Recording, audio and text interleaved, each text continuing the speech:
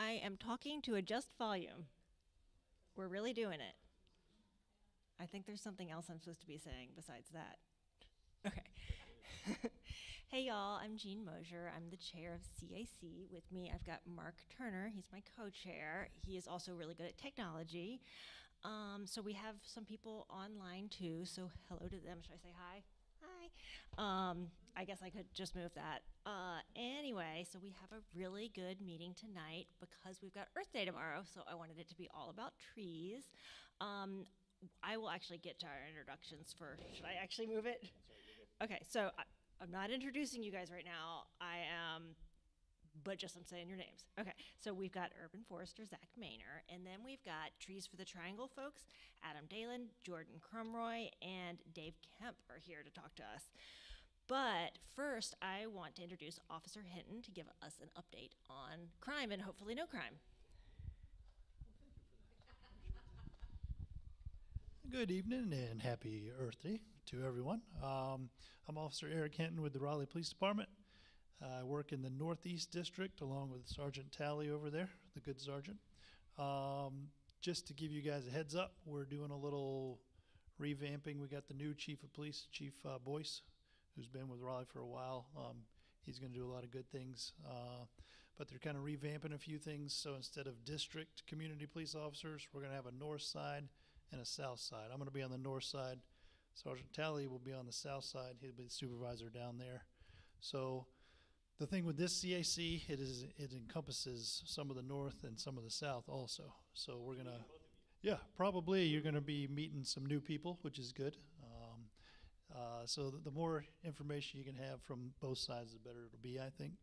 So that'll be coming in the next, starting in May. So I would imagine probably the May meeting will have, well, I guess either way, you got somebody from the south and the north. But so we got a few things like that going on, so if you bear with us. But if you have any questions, you can always reach out to me, and I'm always happy to help. Or you can call any of our stations, and somebody will get you to the right person if you're looking for anything in particular. I don't know if you've seen on the news recently, Cops on Blocks, if you've seen anything on that. We were out in the Raleigh North Apartments, Raleigh Millbank Apartments on Friday afternoon, just getting out, talking to people, just trying to engage. Chief Boyce has brought this initiative back, and we're just trying to get out, talk to people, seeing what you guys are seeing in the community on a daily basis, any concerns you may have, anything we could do better. So we're just kind of open and trying to get that communication going.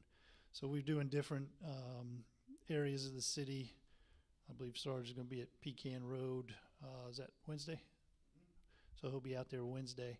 But we just started that program going again. So you might see us in your neighborhood. If we're coming by knocking on doors, don't be alarmed.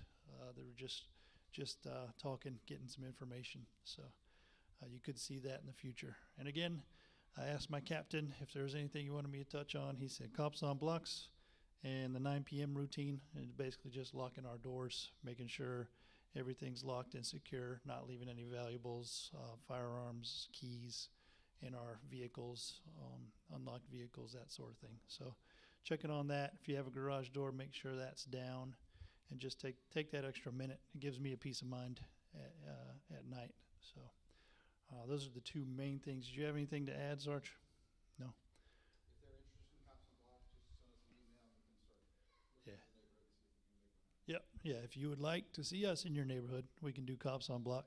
I think we probably had about 15 officers that were kind of walking around talking to people. So it's probably what you'll see in a lot of these different areas. So if you wanted to see something like that in your neighborhood, or if you just have a general concern, just let us know. We're very accessible. So happy to help anytime. Does anybody have a question about anything? Yes, ma'am. And you may not can answer it, but I've been really concerned since the tragedy with the dog that was killed in the house where somebody was serving something on. Yes, ma'am. And I would like to know if, and like I say, you may not can tell me, but I would like to know if that could happen at my house to my dog, you know? So If there was somebody gonna serve papers on me and I wasn't Sure. So that's the sheriff's office. So they're separate from us. We have a policy.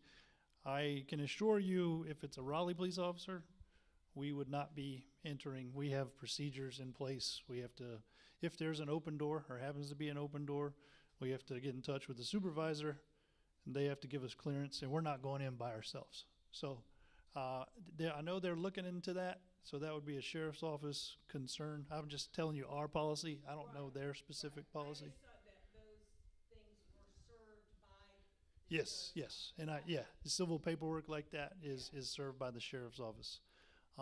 So that's something I guarantee you.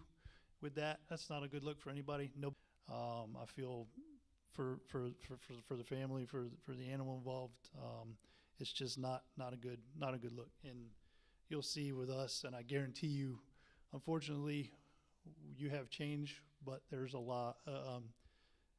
We learn from mistakes, right? So that's, I think you will see a big learning curve from that, and eventually you'll see something come out in the news, I'm sure. It's just not a good situation. So I appreciate you asking about that. And again, I don't know their specific policy, but I know what ours is, and that's why. You have anything to add on that, Sarge? Or? I mean, the good news is we have animal control that works with us, and we also have resources and things like that at the stations. And if we need to deal with a pet, we can handle that in an appropriate manner. Yeah, we have our own, the animal control for Raleigh is through the police department. So they work out of our special operations division. So if you ever have a question, you can call dispatch and you can ask to speak with the animal control officer. So that's always an option. And they're more than willing to answer any questions and assist. Anytime we need help, we can call them and they show up and help us out. So we're pretty fortunate. We try to avoid situations like that. So, yeah. Yes, ma'am. Thank you. Yes, ma'am. Thank you. Not yesterday, but the Sunday before that, I got woken up by gunshots, and it was right at 4 a.m. And then I called it in, and then I watched the news that morning, and they said at 4 a.m.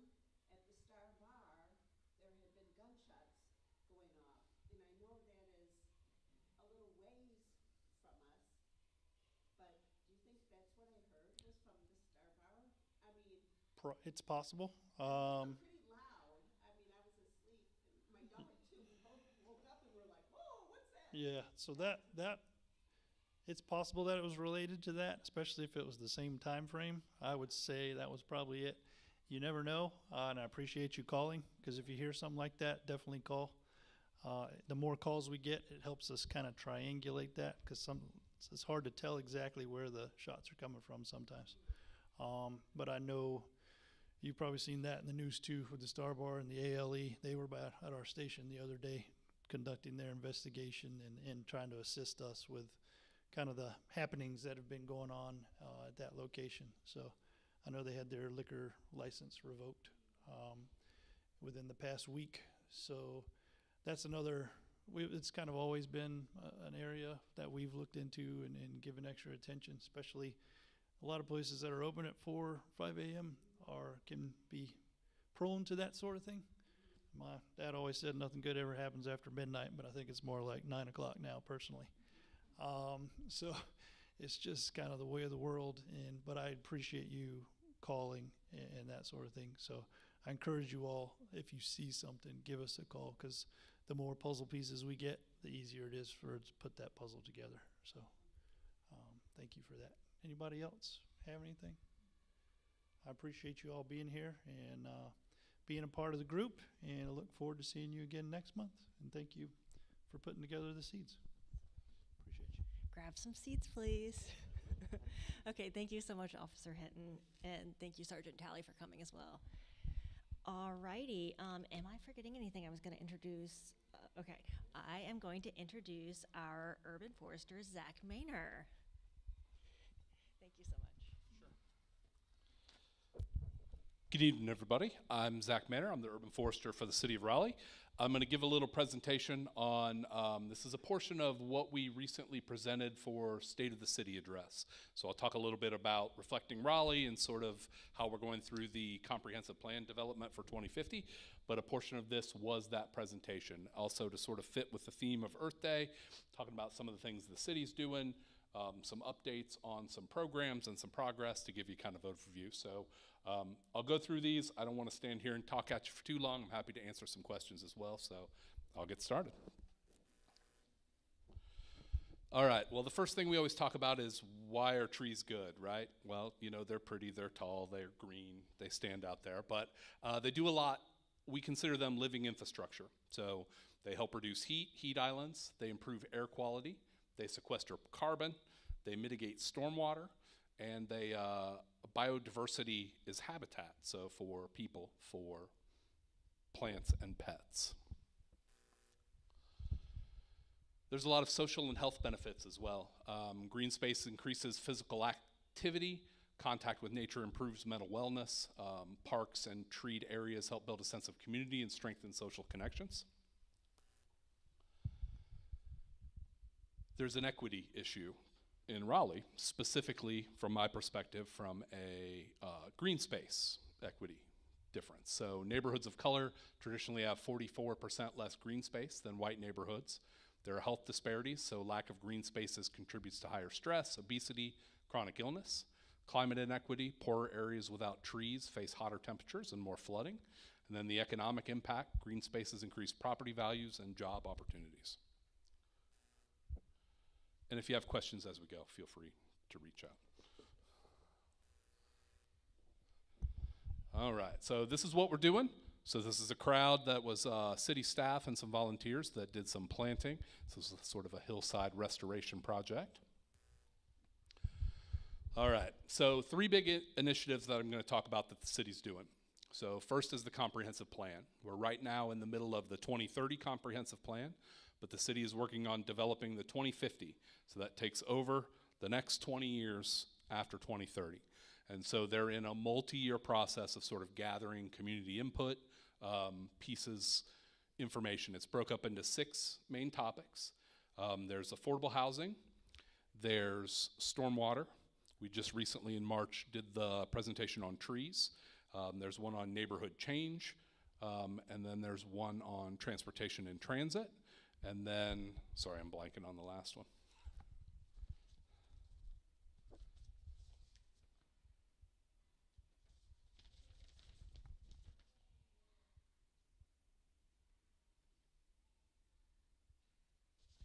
Nope, I'll come back to you on that one.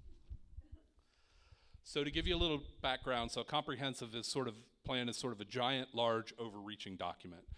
So it kind of guides the planning and development of the city of Raleigh over time. So then next tier down is your strategic plan. So we just finished up our 2020 to 25 strategic plan, and they're working on developing the 25 into 26 to 2030. So that's a 5-year plan. That's sort of actioning comprehensive plan items as well as other things. So it's more of if a 5-year project can be dynamic, that's sort of the key, right? So as cities move fairly slowly, so these are some big highlights that we work through. Some of the big initiatives I'll talk about came out of the strategic plan, which were based on the comprehensive plan. And then we have our overall community climate action plan. That's that goal to reduce carbon emissions by a significant percentage by 2050. So that's a big piece that involves green buildings, plants, electric equipment, using alternative fuels for city buses and services.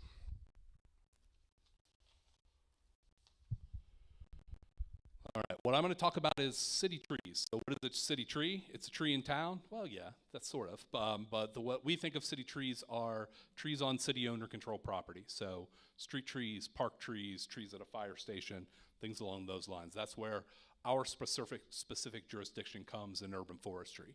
So in the municipal code, that's Part 9, Chapter 8, trees and vegetation. And then the city tree manual is something we created, sort of a user interactive manual for how, gives more specific about requirements and regulations from that Part 9, Chapter 8.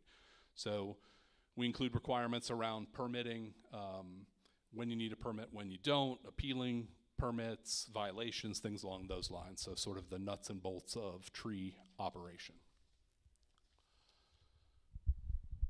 So what do we do? City tree management, it's quite a bit. Planting gets a lot of glory, but we also do tree maintenance, tree inspections. The Urban Forestry Division provides 24-hour on-call storm response. So if a tree falls in the road, they call some of our staff. They'll come out, clear it out of the road. We do education as well as regulatory review, so think new development plan review for street tree requirements. And we also do permitting. This is an example sort of our, if there's a significant weather event, this is a way we can sort of track what's happening. This is also, I believe, like a public facing. So you can see where a road may be closed for flooding, how many tree calls are down, calls into the Emergency Operations Center, wind speed. So it's just a way for us to sort of track and keep track when we have significant weather or tree events. So I would say we have about 172,000 street trees. If you ask me how many trees we have on city property, I don't know, right? Probably 1 million trees at Durant. We haven't been able to count them. We probably won't. Typically, most tree inventories, unless you're doing it constantly, a tree's probably already fallen over and being planted while I'm speaking to you, so that the inventory is now different. But we use our inventory to sort of keep track of things. So here's an example of the tree inventory at Fred Fletcher Park. So you can see a pretty good distribution out there. So some of the other things we look at are work order tracking, because the city is responsible for the planting, maintenance, removal, and replanting of trees in the right-of-way. So we say everything from the acorn to the stump grinder. We do pretty much all of that in between. So we have to keep track of a lot of work on all those trees. We also use it to measure density. So we ran a study 3 years ago. I'll talk a little bit about our street tree equity program in a minute, but we wanted to know, are street trees equally distributed throughout the city? So we basically took our inventory, measured how many trees per 1,000 feet, and so it highlighted areas that had less trees per 1,000 than average. We use data to track possible planting sites as well as our overall canopy cover. We were part of a Wake County canopy study that happened 2 years ago. I'll give you some more information on that as well. So that was canopy for the entire county, but then individual reports based on each of the 8 municipalities. So here's a little information about that. So Raleigh's generic sort of makeup is about 50.5% of land cover is tree canopy in Raleigh. So that counts the sort of standard, what you would think of, and then our extraterritorial jurisdiction. So that's a planning area, but not specific to Raleigh. So we're about 50% canopy, 20.5% other vegetation. So think turf, low-growing plants, shrubs, things like that. About 25% impervious surface, 1.9 bare soil, and about 1.5 open water. So about 58,676 acres of tree cover in Raleigh.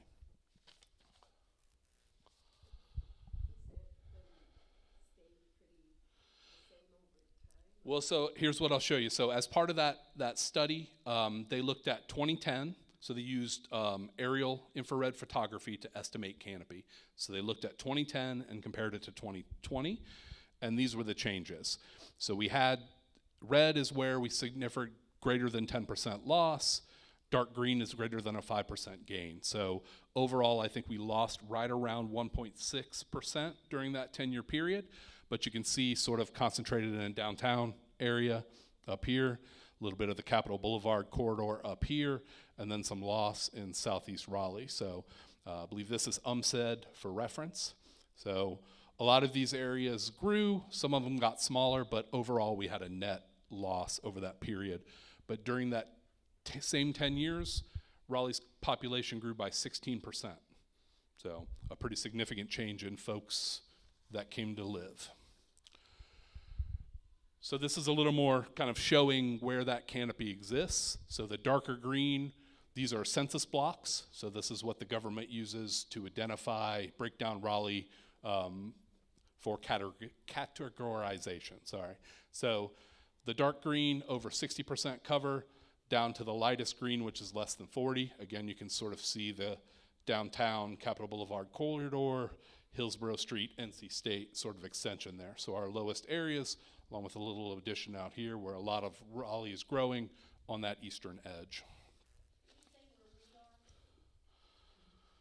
Maybe. So Capitol, we're probably right in here somewhere. I'm not way off, but I may be a little off on that.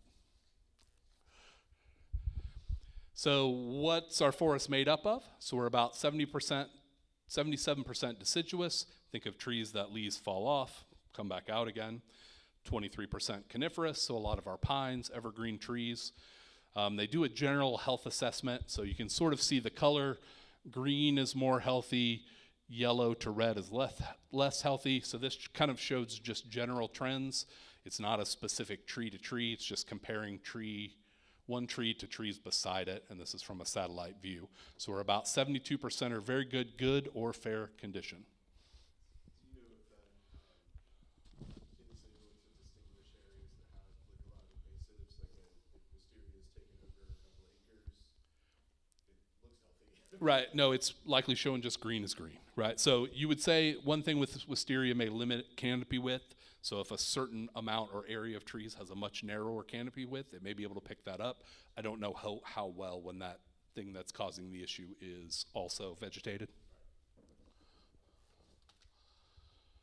So one of the big things we got from the canopy study was a planting priority map. So they basically mapped the entire city of Raleigh, private property and city property, looked for places that were open. So they kept out ball fields, farms, things along those lines where you couldn't necessarily put trees, and then developed a planting criteria for the remainder.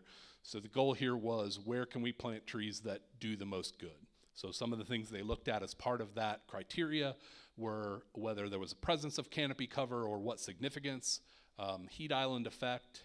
So they used the social equity index. That's something that Wake County puts together. So it's a combination of things like English as a second language, asthma prevalence. It's got how many cars per household, median income, rent versus own. So sort of a general an indicator that shows from not overserved, but underserved, and highlights sort of those pieces. Because as you tend to find, heat islands, lower property values, more instances of asthma all occur sort of in the same places. More significant stormwater. Also looked at soil erosion in places in the FEMA floodplain.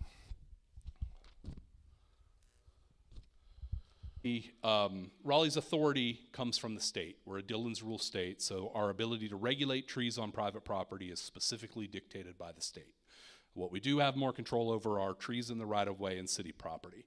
So talking about this work, most of it is specific to city property outside of some of the other events and things that we're doing. So Street Tree Equity Project, we just completed our 3rd year, so that was a 3-year project. I mentioned a little earlier, we talked about the street tree density. So we looked at the lowest density of street trees, overlaid that with a heat layer map, overlaid that with the Wake County Vulnerability Index, and we saw some of the same areas showed up not having trees. So our goal was to plant 1,000 trees over 3 years, so break that up over 3 years.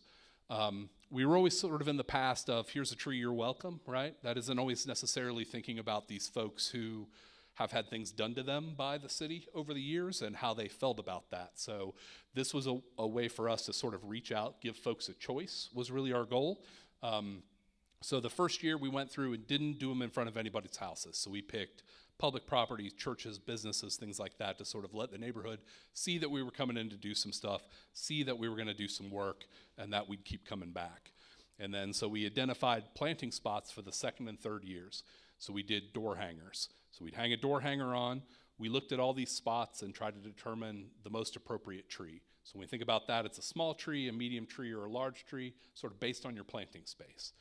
And then we looked at what trees were available for us to purchase, and then basically offered that property owner a choice of 2. So you could say yes, and you could pick your tree. You could say no, and you wouldn't get a tree. Or you could say nothing, and we would pick, and you would get a tree. So the majority of our folks, especially that first year, we got quite a few no's, a lot more not responses. Thinking about folks who are renters don't necessarily feel like they have a lot of, I won't say ownership, but viability to do something out in front of the curb. So the second year, a lot of those folks saw trees come into the community and reached out. They said no the first year, they were excited the second year. And so in March, we planted that 1,000th tree. So our goal next year is to continue to expand that project out, continuing to focus on that planting prioritization and in those underserved communities. Leaf Out, that's something we're working on through or with as part of our Parks, Recreation, and Greenway Advisory Board. So that's basically a plan for city property. So thinking about how we look at trees, manage trees, and preserve and enhance trees. And I get caught up a lot just talking about trees. When I say trees, I also mean sort of urban ecosystems, right? I am a bit of a speciesist on occasion, but I understand the value of, it isn't just trees are beneficial, right? You can there's lots of other sort of amazing habitats out there that fall into that same category for protection. So Leaf Out is one of the things I'm going to talk about later. Most of these have city websites. There is a chance for you to get involved. Our Sustainability, Wildlife, and Urban Trees Committee, which is an offshoot of the Parks Board, I know it's a lot of letters, they meet the first Wednesday of every month.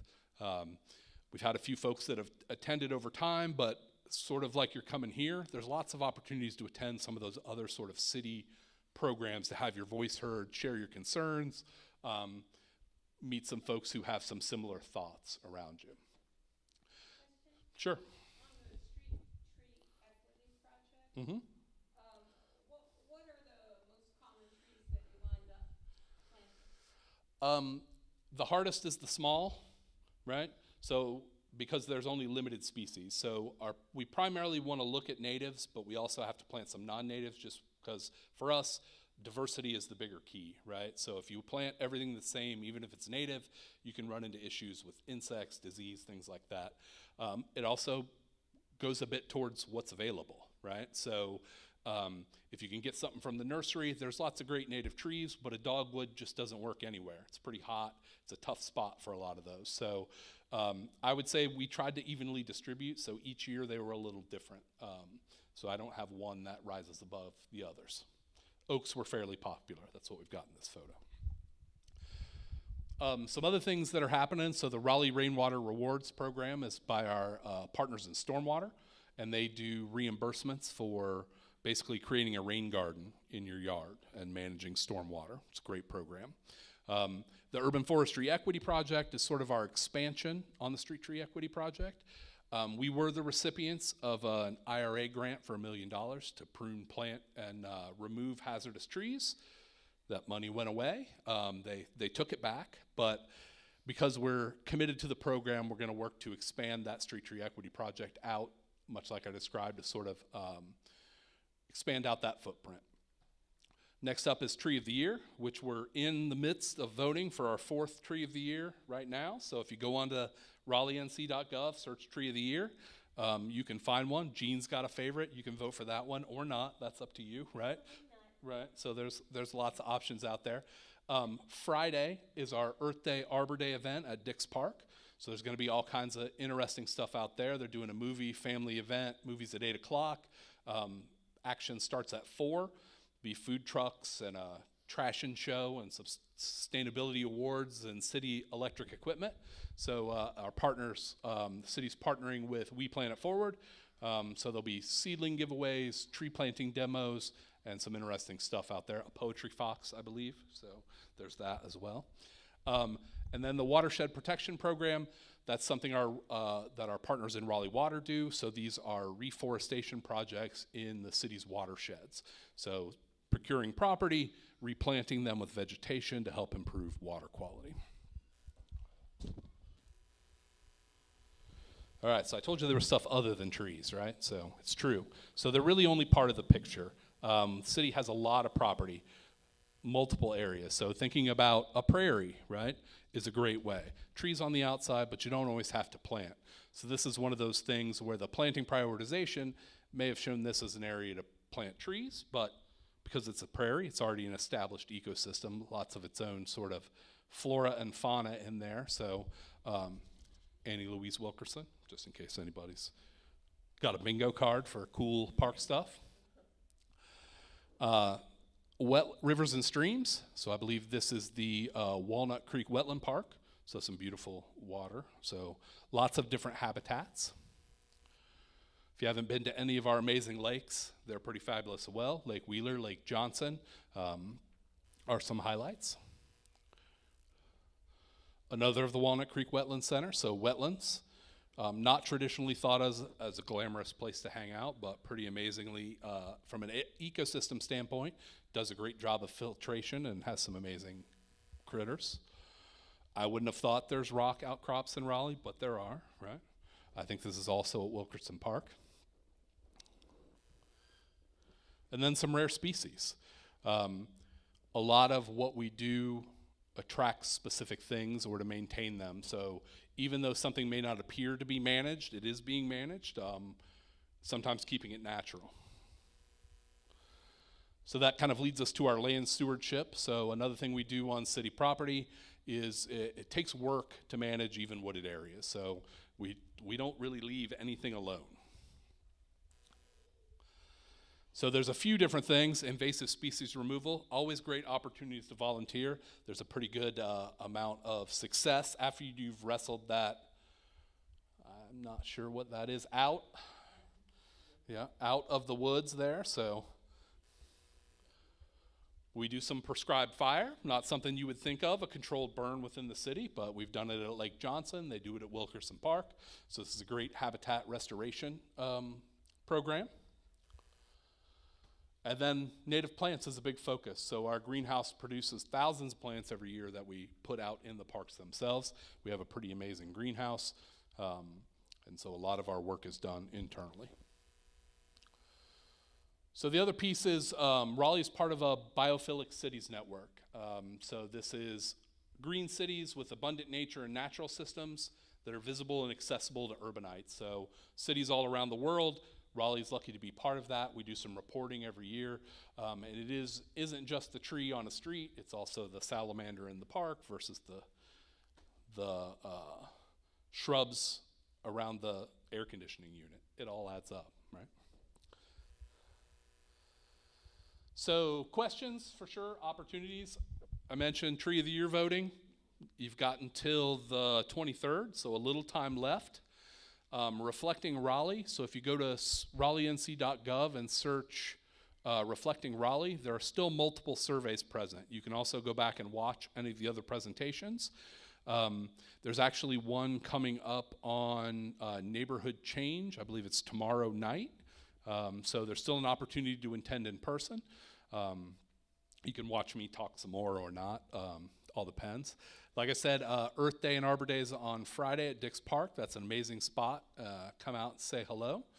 Leaf Out is still ongoing, so your input there is important. And then, of course, city boards and commissions. As citizens, getting your voice heard, CAC is a great place to do it.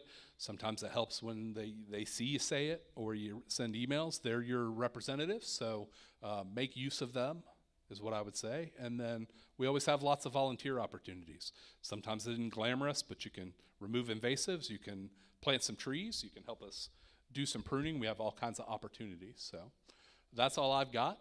Any questions for anybody? Sure. For volunteering, where is there a clearinghouse or is there a specific place we should go to look for them? Sure. So if you go to Raleigh Parks Volunteer, so basically they do all kinds of regular events. So you can get on for a particular area. We have an Adopt a Park program if there's a certain place you like to volunteer. If you have a business or a group of people that want to volunteer, there's lots of different options.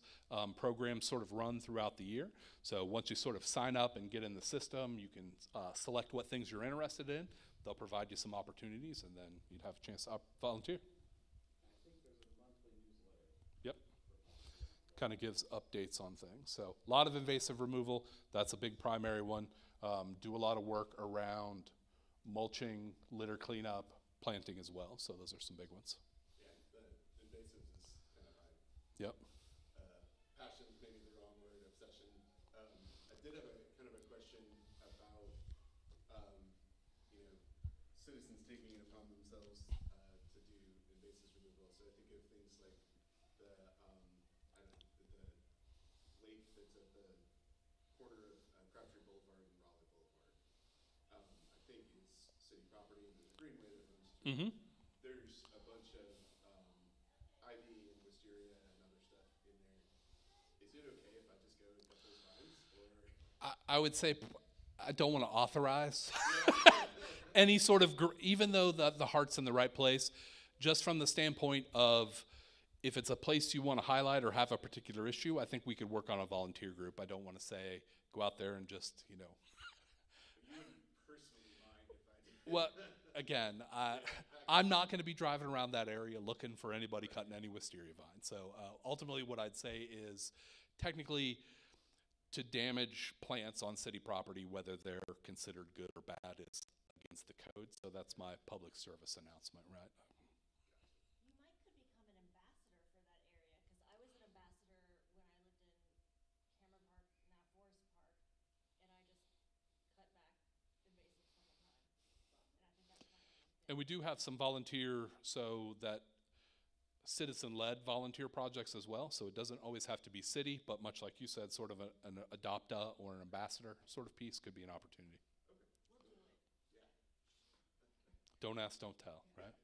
Kind of a related note, like, when I walk around our neighborhood, and of course, these are all private properties, but you see these beautiful trees, and they have the ivy just growing up them.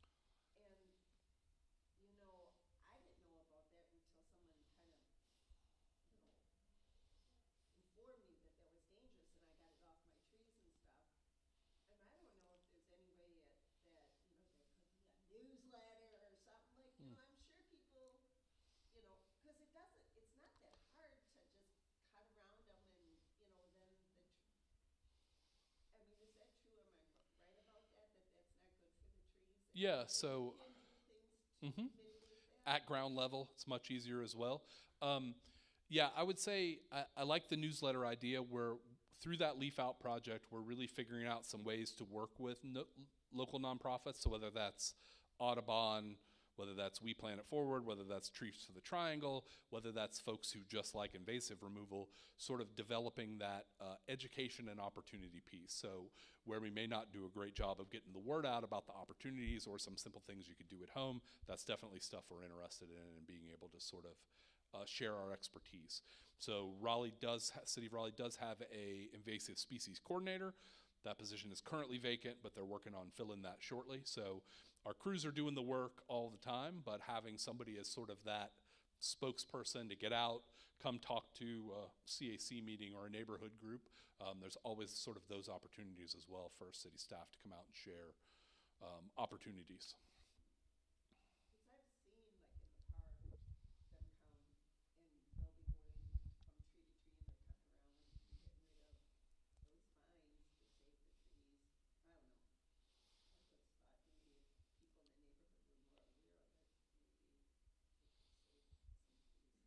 I thought about sending an email this week about that, but I try to not bug you guys. No, that's a great idea. And any way we can figure out the way the messaging works or makes the most sense is really helpful for us as well. I have questions, because Sure. this is my jam. Okay, so the Neighborhoods program, is that just not a thing and we just contact you when we want street trees? Yeah, so we can still do sort of a similar volunteer-led planting in the neighborhood, but the days sort of, as Dave has some experience, the right-of-way has only gotten more challenging to plant, right? So when Neighborhoods was around, that was before Google Fiber and AT&T and a bus stop every 10 feet. So there's so much in the right-of-way now that we have a lot of concerns about citizens just going out there and planting themselves. So if you have a neighborhood that needs some trees, we're happy to work with you to set up an event. If you have folks that want to volunteer, if we want to find an outside group to volunteer to plant the trees, we can do all that as well. Typically, we go a similar route, find out folks who are willing in the neighborhood to water a tree or accept a tree, and then we can work through a planting. So absolutely. Okay, and then thank you. Yeah. And then second question, so it seems like we've got some funding for stormwater issues. Are you trying to get trees and stormwater bump outs? Is that something that you're working with stormwater for? Yeah, it is sort of a combination there. So Stormwater is working to update, or I think just recently updated their stormwater manual, and they are a lot more lenient than they've been in the past about planting. So however we can sort of work those two things together, we're really trying to do. Specifically with new development, there's some great opportunities, but when we do these sort of restoration projects, whether it be adding in new devices or some kind of wetland mitigation or stream bank recovery, it's a great way for stormwater and street trees to go together. Awesome. Does anyone else have questions? Or, yeah. Can you explain the situation with new build in the city? You know, somebody's gonna take out a little house and put in a big house, and they just clear everything.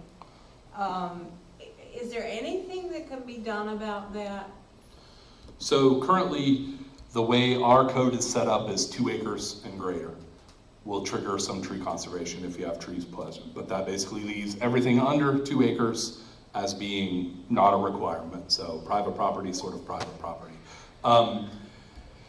Because of that enabling legislation, sometimes what the city may want to do may not be allowed by the state. So I would say, just kind of depending on, I don't want to speak for that because our partners in planning and development are the folks who write the zoning code and work through this process. We do a little of the review and sort of subject matter expertise, but that's a really challenging question. So my feeling there is to continue to express your concerns to elected officials, places like this. It can't hurt. Hopefully it helps, but we'll see. So Raleigh struggles, I told you about that. We lost some canopy, 16% of people are moving here left and right. Oftentimes density equals more affordable housing. So that's sort of the goal, but putting a giant house on a tiny lot happens as well. So when you're a place where everyone wants to be, they tend to show up. So no great answers there, I'm sorry, but keep trying. That's kind of what we do. Is there little chance, medium chance, maybe even bigger than that, within the 2, what did you say, 2 acres, 2? 2 acres. So 2 acres and higher is when the tree conservation requirement's on. That's the only private property. Is there any chance within the 2 acres of being able to preserve particular kinds of things, like really large trees? It sort of depends. Large trees are much harder to preserve just due to the amount of disturbance that occurs in sort of those pieces. The way tree conservation is set up is it starts sort of with, there's 2 types, there's primary and secondary. So the primary are things like noose riparian buffer along highways, steep slopes, and certain sort of development pieces. There is a caveat there for preserving champion trees or trees greater than 32 inches. But typically, due to the amount of area that needs to be protected, it is an option. That option is not generally taken.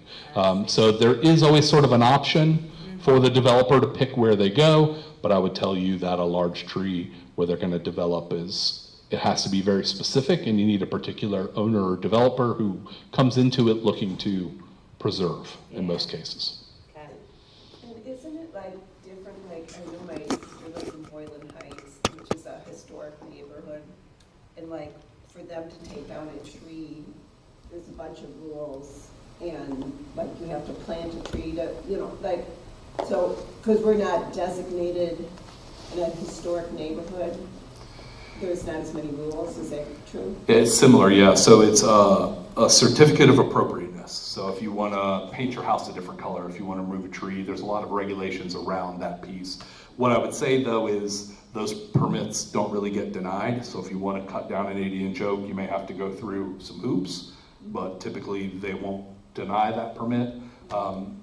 I think there's a bit of sort of a different character there, but now with Raleigh sort of changing their zoning requirements, you can sort of build duplexes, triplexes sort of anywhere, even if it's a historic district or not. So there are some changes sort of coming through that, but it is a different set of rules, but I would say the number of trees remains probably similar.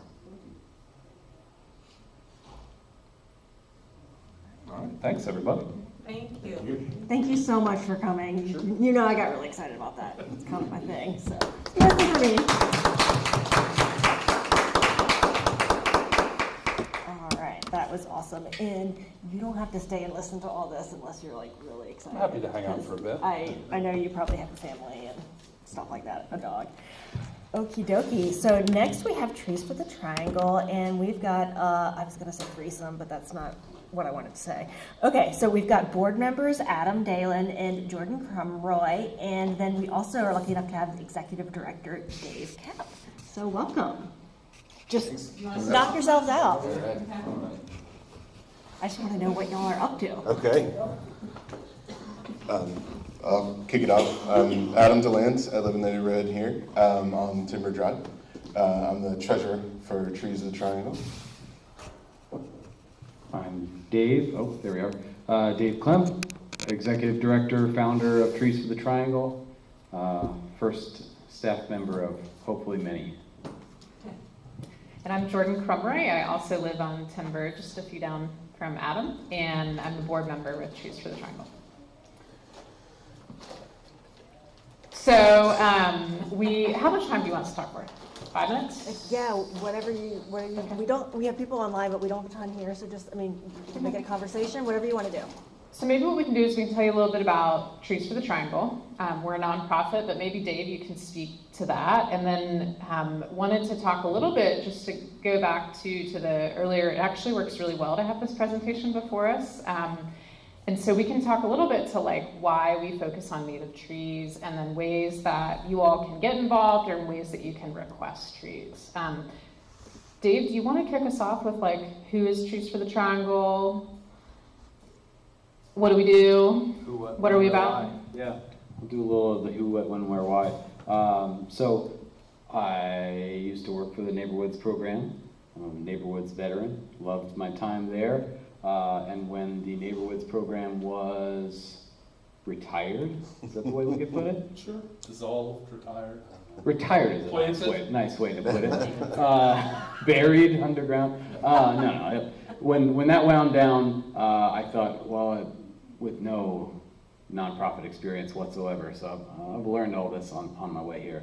But I thought, well, we could use some other kind of a program that's a private program, knowing about all the restrictions we had with right-of-way and how limited that could be. I knew that if we started a private nonprofit that could work on private property, well then now all of a sudden we have lots more opportunities to plant trees outside of just those slim areas, that right-of-way that sometimes is 2 feet, or I think I've seen even less sometimes, right? So hard to get a tree in there sometimes, but then right across the sidewalk there is the greener pastures we were looking for. So I started Trees for the Triangle to be sort of a spiritual successor to Neighborwoods, and that was 2017, and we got our 501c3 status in 2018.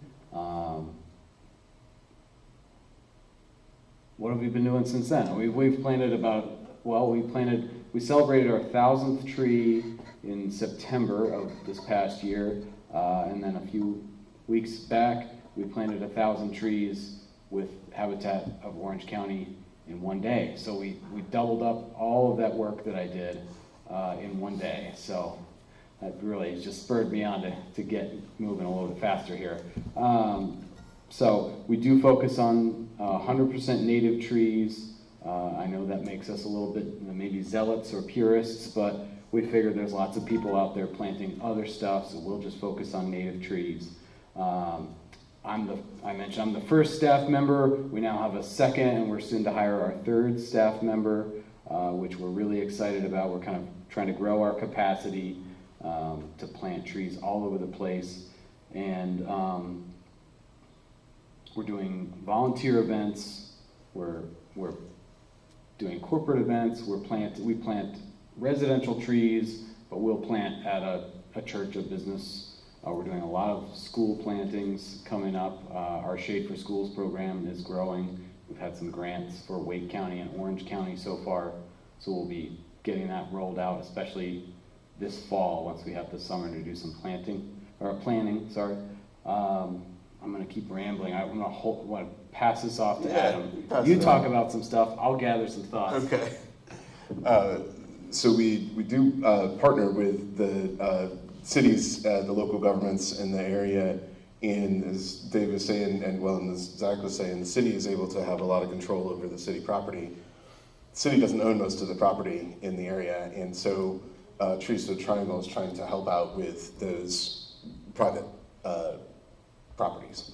So if you want a tree, a native tree, you can call us. Dave will come assess your property in the summer when we can't plant trees. He'll come assess and then come back in the fall and plant some appropriate trees in your yard. So that was what it got started to do.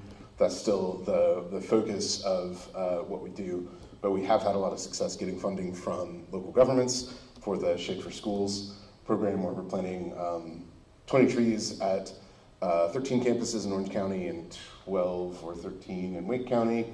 In the next year and a half, we hope to continue that program and so on. We have partnerships with other groups like Habitat.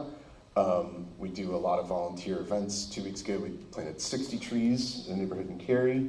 Just this past weekend, we planted only 5, but 5 critical additions to the Cary Tree Archive, which was one of the first projects for Trees for the Triangle. So we're expanding quickly. As Dave was saying, we're rapidly outpacing our previous records. But when it comes down to is we plant trees. So if anybody wants to give us money to plant trees, we will plant trees for those folks. And we partner with a lot of folks. Dave knows everybody and is an amazing bridge builder. So did you gather some thoughts and pass it back? I did, but we'll pass it on to Jordan here.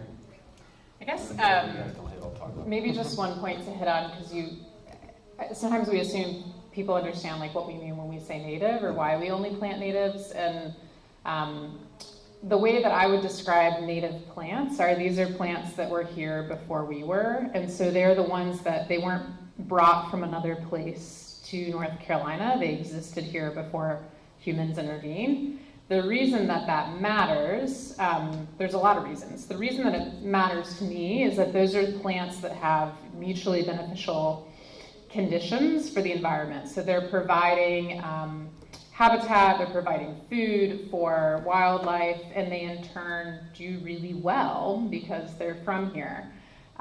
They also, so you're looking at things like they're just, oftentimes somebody will say, why should I plant, I'm really into plants that aren't trees, like why should I plant this native plant? And I'm like, well, you just don't have to water it as much. That's one reason. They just are hardier. Generally, like they're meant to be here, they're easier, they can be a lot less high maintenance of a plant, and that's true for trees too. And then they provide those ecological benefits that a lot of the other trees that weren't here originally don't provide.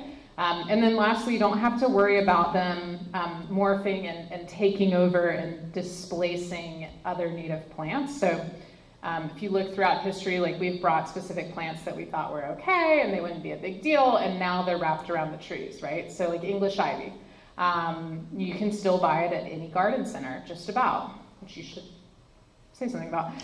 You can buy it at just about any garden center, and it's being planted in the ground. And so that's an example of like why native plants matter, is because when we bring plants from other places, they don't always do great things. So a little bit about natives. Maybe we could talk about like how if people want a tree for their yard, they want a tree for the neighborhood entrance area, they work at a business that has a really ugly parking lot and they want a tree there, like how do they get in touch with us? What do they do? Oh, yes.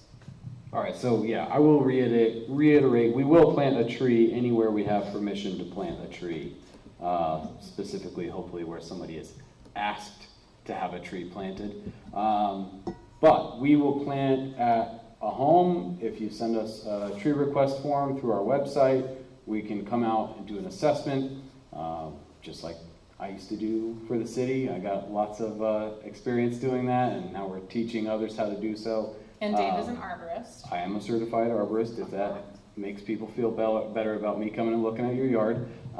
We just kind of do a quick assessment and say we have room for this many of the small, medium, or large maturing trees in your yard. Here's what we think will fit. We might even make some suggestions as far as what specific species as well. If you've got a really wet spot or you're on a slope or something, there's going to be some species that do better there. So we'll make some recommendations, give you some options. We usually like to dream big, so we'll shoot for the largest species and the largest number, and then let folks talk us down from there. But we'll shoot for as many as can reasonably fit. It's always about the right tree in the right place. So we don't want to put one where it's not going to thrive or where it's going to clash with infrastructure. But if we can put a tree where it's going to live a long, happy life, that's what we were going to aim to do. So we can do that on a house-by-house basis. What we're trying to do even more of now is do things on a street-by-street or neighborhood-by-neighborhood basis. It's just that much more efficient to hit a whole neighborhood and say, we can plant 100 trees in one day versus I can go to one person's house and plant 2, and then the next week I'll come back and two streets over I'll plant their neighbor's house. So we were trying to do neighborhood-wide plantings, and we know that Raleigh offers ways to get trees, so we want to partner up with the city in any way we can. We're going to kind of keep throwing our hat in the ring. I do attend the SWAT meetings now, the Urban Trees meetings, so that we can help kind of insert ourselves into those plans and make sure we can help as much as possible. And there are the stormwater and green. There's a couple different ways your neighborhood can get funding for tree planting. And so we're formulating a kind of generic application that people can use to partner with us to apply for that city funding, so that it checks all the boxes that they're looking for and make sure that we can help plant native trees, whether that's at your neighborhood entrance or your common areas or down the street in everyone's yard. Again, we're happy to plant anywhere that it makes sense. We have a question online. Oh yeah, go just ahead. Before I forget. All right, I'm just going to read it. Please interrupt Could my you ask rambling. if a resident can ask for trees to be planted in parking lots with the permission of the property owner? We can certainly try. That would mean us asking whoever does own the property, and that might take a little investigative searching on IMAPs or something, so we can try and contact whoever owns the parking lot. But we are anywhere, as I said, anywhere we have permission, so long as we can reach the owner and they say, yeah, you can plant a tree there, then we're happy to plant a tree. We do also operate as a pay-what-you-can tree planting program, which means we have a suggested donation, but there's no set obligatory price per se. We're not selling this as a landscaping service. It's a free service. We have a suggested donation of $100 per tree for what is typically a 5 or 7 gallon potted tree. So that might be somewhere in the range of 4 to 10 feet tall when you plant it, depending on the size of the pot and the species of tree. But some people pay more, some people pay less. If you're worried about paying for your kid's medication or paying your light bill or paying for a tree, I want to alleviate one of those concerns and just get you a tree, and you can worry about everything else, right? So we're a pay-what-you-can program, and that applies to everybody. While I'm interrupting you, Yes, please. So you said you've planted like 2,000 trees now. Do all of those have somebody who's committed to watering them, or are you just throwing some of in there and like hoping for the best because they're native? It's a good mix of those two things. Okay. So if we plant at a residence, we leave folks with some instructions as far as we'd like to see folks water those trees once a day for a couple of weeks, and then once a week for that first year, so that the tree can get its roots established, and then hopefully should be sustaining itself after that point. We do rely on the fact that native trees have evolved with this climate, and so they're pretty hardy and can take some abuse. We also specifically don't plant very, very large trees, like the ball and burlap trees, and those can make an immense immediate impact. So they are really great when you put them in. We find them a little unwieldy and heavy for volunteers and short people like myself to handle and plant, and they have to go, the bigger the tree you plant, there's more stress, which means more of a need to water. So we do emphasize planting smaller so that hopefully they have less water need over time. If we planted a school or a park or something, we're gonna try and touch base from time to time, and I do have a 300-gallon water tank on the truck right now, so I actually was, pardon my dirtiness, I was watering at a tree planting from last week out at a school today, so. Awesome. Yeah, We we have do that, help where we can. Another question, where should I start? Okay, I'm just gonna read it. How do you feel about planting trees that will eventually grow tall enough to be mangled by the power company? Oh, that would be a case where we don't do that. If it were under or right next to power lines, we're gonna plant a smaller maturing tree like a red bud, a dogwood, a fringe tree, a serviceberry, something that's gonna top out in that 15 to 25 foot range, so that hopefully it never even gets tall enough to approach those lines, and the pruning would be minimal. Yeah, I don't plant oak trees directly under power lines. I've got a I am a situation huge in my advocate. yard. I'm a huge advocate for Yeah. let's bury as many of our power lines. And I don't know how we're doing on that citywide, but a lot of them are going It's a underground. Duke question. Yeah. New stuff, yes. Yeah. The old stuff, you'd have to get rid of a lot of trees. to We'll get see. those underground. We'll see. We need a few hurricanes to hit and knock down a bunch of power lines before that happens, probably.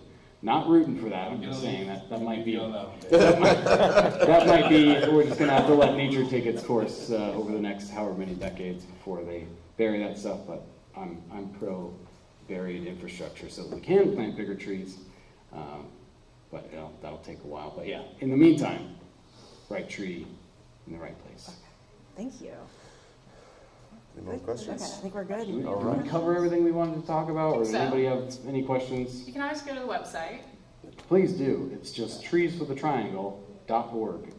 And we're just trying to help any way we can to plant trees. They're not a silver bullet, but I think it's about the closest thing I can think of for improving the city. So, Copper bullet? yeah, Something like that. it's a green bullet. There you go. Yeah. All All right. right. Thank Thank you. you. All right. Thank you guys so much. That was amazing. And so you accept donations on your website. All right. Awesome. Sign up to volunteer on there as well. Oh, okay. Yeah. And we need to get together and do this invasive removal that is not actually happening, and I'm joking. All right. Okay. Does anyone have any other business they'd like to discuss? No. All right. Cool. Okay. Am I forgetting anything? No. Okay. I would forget my head if it wasn't attached. So thank you guys so much for coming. We really appreciate all of y'all. You know, I was really excited about this. So okay. Meeting adjourned. Talk about next meeting. Oh, next meeting, you guys. See, I was forgetting something. Okay, so next meetings, when are they? I think they are all, we've got two. They are all on the third Monday of each month, and I'm going to tell you what they are because it's really exciting. We've got Sherry with Stormwater coming on May 19th, and then on the 23rd of June, is that the 3rd? Oh, I messed up. I'll iron this out. I'm not sure if I made a mistake. Yeah, the 3rd is the 16th. The 3rd is the 16th, so I might have made a mistake. In my calendar, I wrote the 23rd. We'll touch base later, but we're gonna have someone from the sidewalks coming out, so yeah. All right, note to self, work on that. Thank you guys so much. All right, definitely gotta figure that out.